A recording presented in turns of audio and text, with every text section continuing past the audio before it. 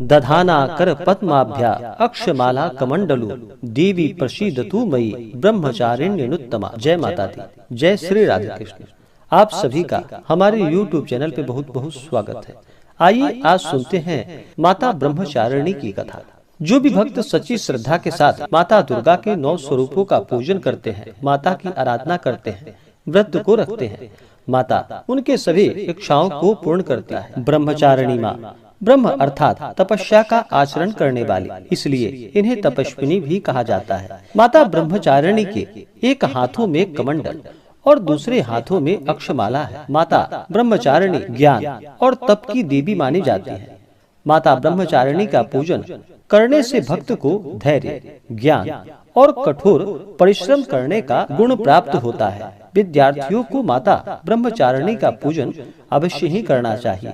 इससे माता अति प्रसन्न होती है और कठिन परिश्रम में माता सहायता प्रदान करती है तथा माता सभी प्रकार के सुख और समृद्धि को प्रदान करती है।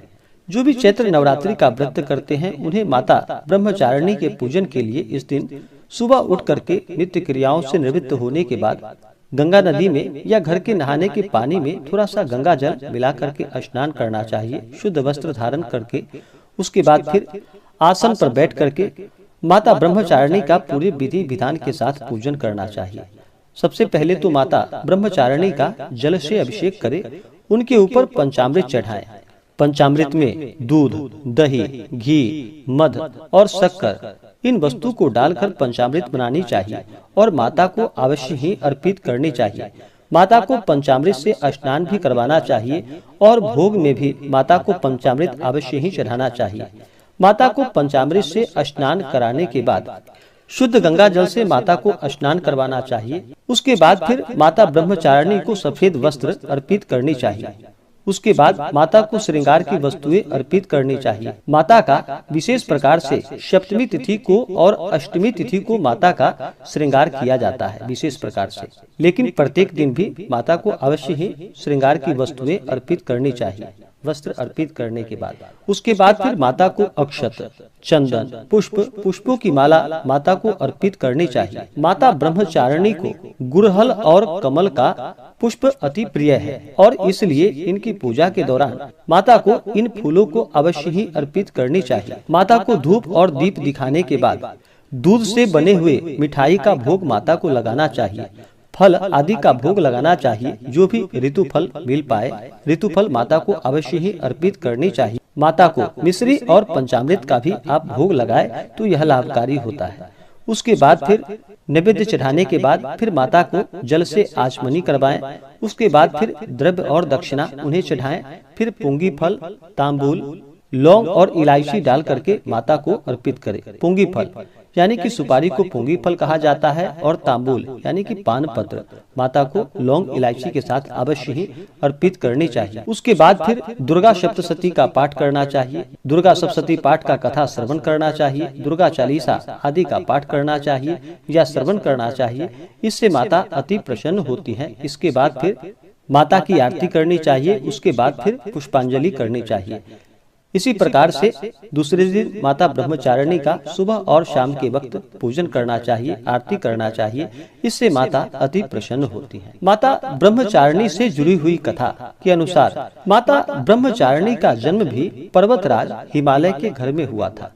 जैसे जैसे माता बड़ी हुई, भगवान शिव जी की भक्ति में रमती चली गयी और फिर भगवान शिव को प्राप्त करने के लिए माता ने कई वर्षों तक घनघोर तपस्या की और कठिन तप किया, व्रत किया।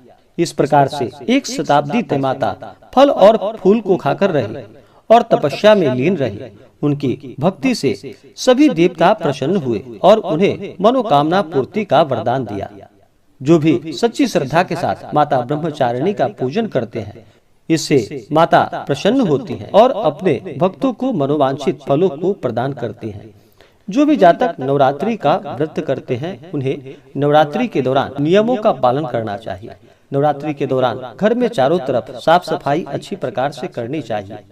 इन दिनों किसी के ऊपर क्रोध नहीं करनी चाहिए। अपने मन में किसी के प्रति ईर्ष्या या द्वेष का भाव नहीं लाना चाहिए। ब्रह्मचर्य का पालन करना चाहिए। सात्विक आहार ग्रहण करनी चाहिए। तामसिक वस्तुओं का बिल्कुल भी प्रयोग नहीं करना चाहिए, जैसे कि मांस, मदिरा, लहसुन, प्याज आदि का प्रयोग बिल्कुल भी नहीं करना चाहिए। जहाँ तक हो सके उपवास रह करके व्रत करना चाहिए। उपवास न रह पाए तो फलाहार ग्रहण करके व्रत करना चाहिए। यह भी अगर संभव ना हो तो रात्रि में एक समय सात्विक आहार भोजन ग्रहण करके व्रत को करना चाहिए। नवरात्रि के दौरान किसी भी स्त्री का बिल्कुल भी अपमान नहीं करना चाहिए। जहाँ पर स्त्री का अपमान होता है, उनका सम्मान नहीं होता है, वहाँ से माता स्थिर लक्ष्मी रुष्ट होकर चली जाती हैं और सभी त्रिदेवियां, महाकाली माता, महालक्ष्मी, महासरस्वती आदि यही देवी सभी जीवों में चेतना के रूप में विराजमान रहती हैं। इसलिए कभी भी महिलाओं का अपमान नहीं करना चाहिए, सदा ही उनका सम्मान करना चाहिए। अपने से बड़ों का सदा ही आदर और सम्मान करना चाहिए। धर्म का आचरण करना चाहिए। जहाँ तक हो सके गरीबों को भोजन करानी चाहिए, ब्राह्मणों को भोजन कराना चाहिए। नवरात्रि के दौरान कुमारी कन्याओं का जहाँ तक हो सके पूजन करना चाहिए। अगर आप प्रत्येक दिन पूजन कर पाए तो प्रत्येक दिन भी कर सकते हैं, नहीं तो विशेष प्रकार से कुमारी कन्या का पूजन अष्टमी तिथि और नवमी तिथि के दिन कुमारी कन्याओं का पूजन किया जाता है, तो इनका पूजन करना चाहिए, इनकी आरती करनी चाहिए। माता नौ दुर्गा कुमारी कन्याओं का रूप मानी गई है, इसलिए कभी भी किसी का अपमान नहीं करना चाहिए। धर्म का आचरण करते हुए ही इस व्रत को करना चाहिए। अगर व्रत के लिए मन में संशय हो तो वह व्रत निष्फल ही माना जाता है। इसी प्रकार व्रत के लिए कभी भी मन में संशय नहीं रखना चाहिए। भक्ति भाव के साथ, श्रद्धा के साथ, विश्वास के साथ माता का पूजन करना चाहिए। इससे माता अति प्रसन्न होती है और मनोवांछित फलों को प्रदान करती है। माता के इन मंत्रों का जप करना चाहिए। या देवी सर्वभूतेषु ब्रह्मचारिणी रूपेण संस्थिता नमस्तस्यै नमस्तस्यै नमस्तस्यै नमो नमः। यह माता ब्रह्मचारिणी का मंत्र है और माता के इन मंत्रों का भी जप करना चाहिए। यह बड़ा ही लाभकारी होता है।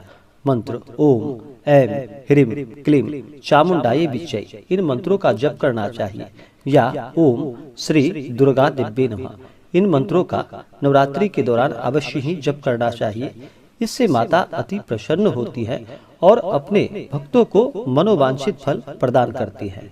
तो आशा करता हूँ कि यह जानकारी आपको अच्छा लगा हो। ऐसे ही ज्ञानवर्धक जानकारियाँ प्राप्त करने के लिए हमारे इस चैनल को लाल बटन दबा करके सब्सक्राइब करें, साथ में बेल आइकन घंटी दबाएं ताकि मेरी वीडियो का नोटिफिकेशन आपके पास सबसे पहले पहुंचे। वीडियो को लाइक और अपने मित्रों तथा दोस्तों के साथ शेयर करें। सुखी रहें और स्वस्थ रहें। जय श्री राधे कृष्ण। धन्यवाद।